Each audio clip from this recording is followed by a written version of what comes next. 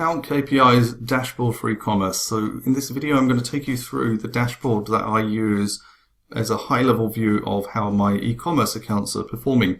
So this spreadsheet is set up in Google Sheets. It's set up in a way that you can download data from Ads Manager, copy and paste it into this spreadsheet, into the raw data here, and have a view of your account at the top level. First question you might have is, well, why can't I just use Ads Manager? Reason is that Ads Manager doesn't give you sales conversion rate, doesn't give you AOV, doesn't give you cart conversion rate, what percent got to your cart, what the cost was to get someone to your cart. And so that's why I prefer to take the data out and analyze that separately. So let's have a quick look at the dashboard itself. The first thing to note is that your account name should go here, and that should be the same account that's in your Ads Manager. And I'll come to that part of it and explain that once I go through the demonstration of how to download your data. The date here is automatically set to today, and the subsequent days are then the 14 days prior. So you don't need to edit anything here. The date will always show today minus those 14 days. The day is automatically calculated, and the rest of this data is pulled from the raw data here. So I'll shortly show you how to get data into this format, copy and paste it out of Ads Manager really quickly into here. And here your account name would sit, and that needs to match what's up here as well. So all of these columns here are automatically pulling through your spend, your clicks. So for clicks here, I'm using outbound clicks. You can use link clicks, but outbound is a cleaner way of looking at data. And you've got your purchases, which is based on your pixel event firing, and then also revenue, again based on your purchase event firing and passing back the revenue number. So these are all fixed. If your currency is different, you can just highlight that column and change it into a different currency, for example. But I would just make sure to keep the data clean, format your decimal places, just to make it easier to analyze. I mean, who needs to see the decimals on large numbers? It doesn't help. So they're just 4 columns there for reference. However, the kind of meat of this spreadsheet is looking at the key metrics and understanding why you want to be analyzing them, and also why I've set up the color coordination as it is. So first thing, if you click over or hover over these columns, you can see how they're constructed and what the data columns actually mean, what data it's pulling in. If you look down the columns, the color is graded on a column by column basis. So using the conditional formatting tool within Google Sheets is automatically looking at kind of the lows, the highs, and the intermediate numbers, and then grading them from green to red. So the lowest numbers for this particular column are 37.38, so they get shaded green. The highest are 120. So it's using a temperature gauge to give you an idea of how those numbers look. And what I find really powerful is actually when you scan across, you can quickly see where your bad metrics are and maybe what to do in a given day. So bear that in mind when you're looking at these. The columns are shaded from top to bottom, but it's been designed in a way that you can scan across day by day and look at which metrics are doing well and which are not. Cost per acquisition is a factor of your sales conversion rate and your cost per click. And so I know, for example, this is just dummy data just to illustrate the point, but for example, on this day, our cost per acquisition is $74, and compared to here, we've got 55. I can quickly see where the problem is. Now, conversion rate has dropped, but cost per click has increased quite a lot, and that's resulted in a high CPA. The other metric I'm looking at for e-com is also return on ad spend, which is this column here. Return on ad spend is a factor of your cost per acquisition and your AOV. So with this, the 90% ROAS, with an AOV of $66, for every $74 we're paying for one customer to be acquired, we're generating $66 back. So that's not a great return. So clearly we can see we've got 151% ROAS over this period. So that's our kind of benchmark. We've sort of got some days that are better, some that are worse. But this day in particular is a bad day. And if I scan across, I can see that quite a few things are not as they need to be. So here our AOV is topped over 100. Our average is 86. We have a low AOV today. So that's problem number 1. Problem number 2 is our cost per click is higher than the average. And today it's actually the second highest it's been in that period. And then our sales conversion rate is not the worst it's been, but it's not great either. So those factors have come together. to help us determine that actually the performance today is down to a few different factors not working so well. So these 5 columns are the 5 columns that I'm primarily looking at, but I have some secondary columns I also reference as well. So in this example, this column here is looking at what percentage of people that went into your cart are actually converting as well. So cart conversion rate is people going into your cart and then actually purchasing. So here I can see the greens are 22% mark. Again, the last 2 days have not been good for cart conversion rate in particular. So that there's quite a few things not quite working out here. If you look here, we've had a 20% cart conversion rate, but a drop in website conversion overall. So the cart's working, but actually if you look at this column here, this is what percentage of those people that clicked actually added to cart. And so for this to work properly, you need to make sure that your events are firing in the right way. So I've got website content views, adds to cart, checkouts initiated, purchases, etc. that you can see up here. They need to be firing in the right pages for your e-com site to be working properly in this report here. So this, looking at what percentage are adding to cart, for this particular day here, I can see that only 8%, which is the lowest it's been in that 15-day period, added to cart. Those that did, they converted fairly well. But the net result is I had fewer add to carts, and that's why my conversion rate is down.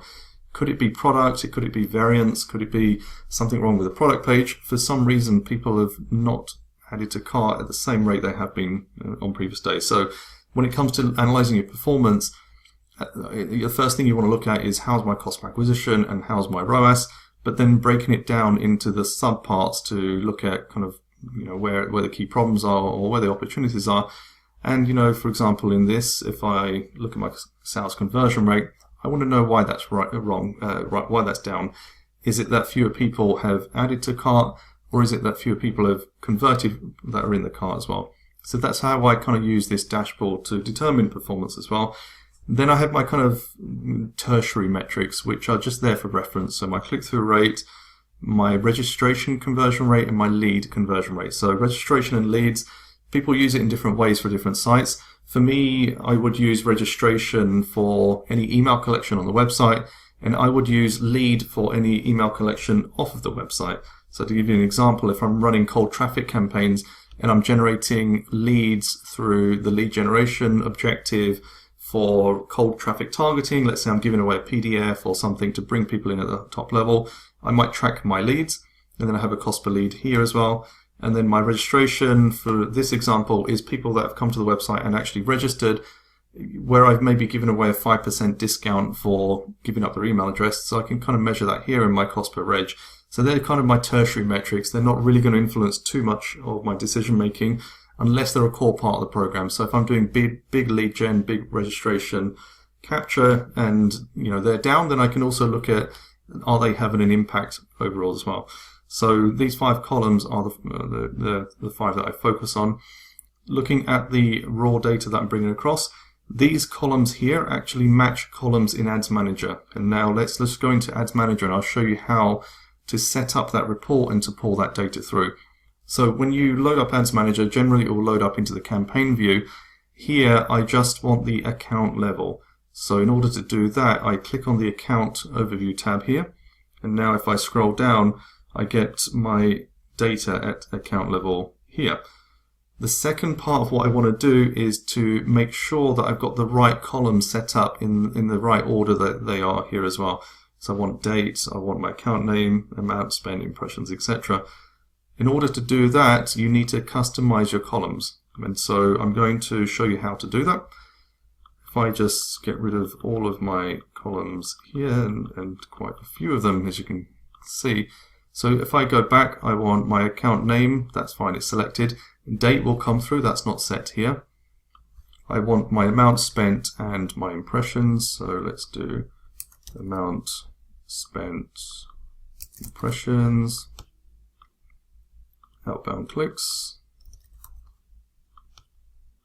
all my content views, add to cart,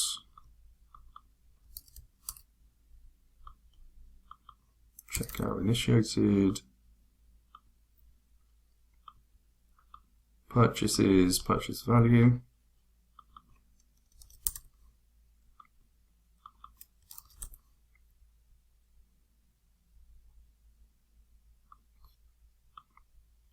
And I want my leads. And don't worry if you're not following it just yet. I'll explain how to construct this yourself and get the right orders. So now I've got my column headings down here. So here I just want to check that the order is the same as what I'm after here. So amount spent, impressions, outbound, clicks, content views, adds to cart, checkout. So you can see here it's the funnel that you'd typically go through on the site. So that's all fine. So what I would suggest you do is to pause this view and then go into your columns and add the right columns so you can actually get the order right. So rather than going between the data there as well. So let me just hit apply, and you can see my columns are all set up here.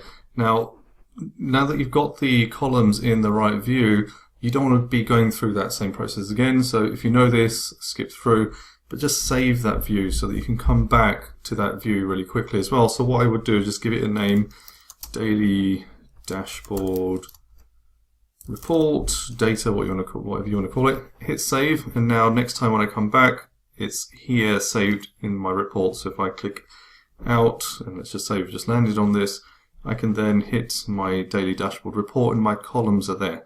So now that we've got our columns, we now need to get it into the right format for the spreadsheet. The other thing that's missing is selecting the date period and then breaking the report down by day.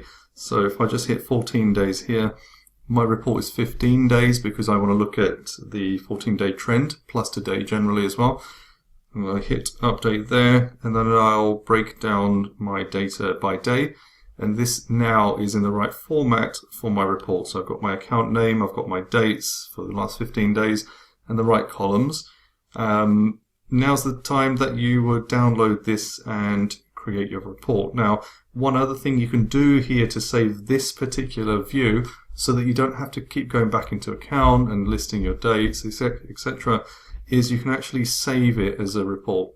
So if you save it as a report, call it something that you'll remember, and hit save here, it means that if you do want to just quickly go back into that view, you can. So let's say we're in campaigns, and let's just say we're looking at delivery. I'll show you how that works. So, okay, I want to come in, I want to get my report data. I would then select the report from here, which I didn't save actually, which is a good thing that I didn't, so I can actually show you that you should be saving your data. Let's just actually go back and get that view again. Luckily it's saved here, so we've got our account name, we've got our columns. So let's just go back and save that report. Okay, there it is there. So we have our report saved, so let's just go back into campaigns and ad sets, just scroll around. Then from here, if I click into my daily dashboard reports, it hits me back with my view that I had before. I just accidentally clicked here. So if I just scroll down, I have my view saved here. Just to double check, let's just change that to last week, update that so the date period is not the last 14 days. Now if I go back into my report, daily dashboard, it's got the last 15 days automatically selected. So that's a quicker way to just get your data, but also bear in mind that you do need to just make sure it's selected on daily dashboard as well. Sometimes it might default to different settings. Now we've got our data, let's hit the export button. When you export, just export it to CSV. On my Mac, I have Excel installed, so that CSV will open in the Mac. You may have Numbers or a different program. Once you open that data up, then this is what you should see. Now, Facebook give you a report start and end. I'm only interested in one date column, so I'm just going to take that date from there. I have my account column with my account name, and then the rest of my columns here. Now, what I want to do is go into my spreadsheet, select the raw data, and I just want to replace the data. I don't need to replace the headings, just in case there's a problem with that. So I select the data here, I can delete that out, go into my spreadsheet, copy my data from there, and paste that here. We now have our data. Now, if you look at the spreadsheet here, that will break because I haven't named my account the same. So just need to make sure that the account name does match up. So because we were using a made up account name, I need to just paste that back in. So let's just copy that down. Now if I go back, data's all matched up and life is good. So this is now live data from an account.